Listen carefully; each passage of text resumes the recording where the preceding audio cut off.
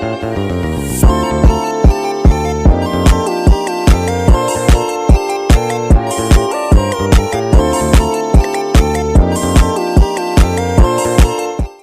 few moments later.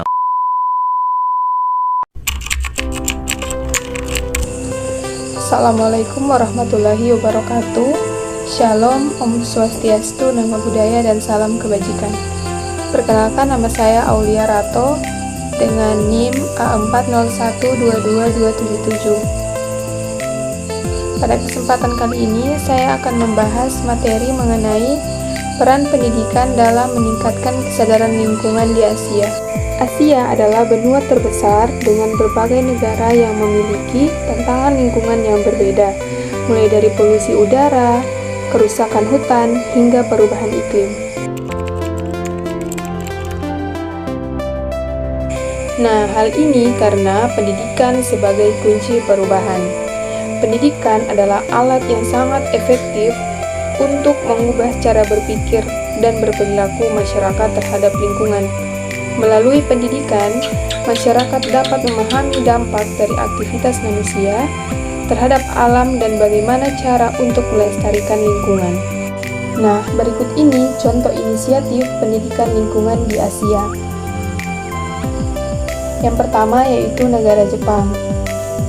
Jepang memiliki program pendidikan lingkungan yang terintegrasi dalam mata pelajaran sains dan sosial. Anak-anak diajarkan tentang pengelolaan sampah, penghijauan, dan efisiensi energi. Kemudian Korea Selatan menerapkan kebijakan sekolah ramah lingkungan dengan mengurangi penggunaan plastik dan mendorong penggunaan energi terbarukan. Kemudian Indonesia mulai menerapkan program Adiwiyata, yaitu sekolah berbasis lingkungan yang mengajarkan siswa untuk peduli terhadap alam melalui aksi nyata seperti penghijauan dan pengelolaan sampah. Nah, selanjutnya yaitu pendidikan non-formal yang mencakup kampanye dan peran media sosial.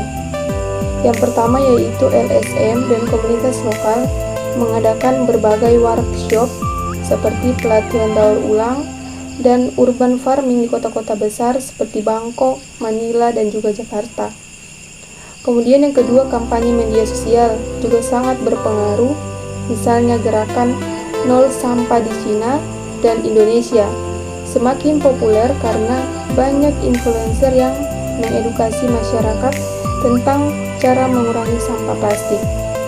Kemudian yang ketiga, kampanye global seperti World Clean Up Day berhasil melibatkan jutaan orang di Asia untuk membersihkan lingkungan mereka.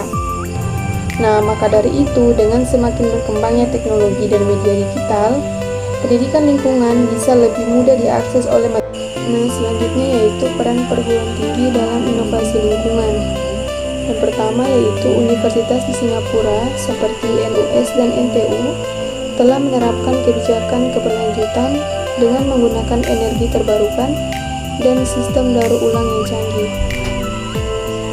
Kemudian yang kedua, mahasiswa di India dan Jepang banyak melakukan penelitian tentang teknologi ramah lingkungan seperti bioplastik dari rumput laut atau energi terbarukan dari limbah pertanian.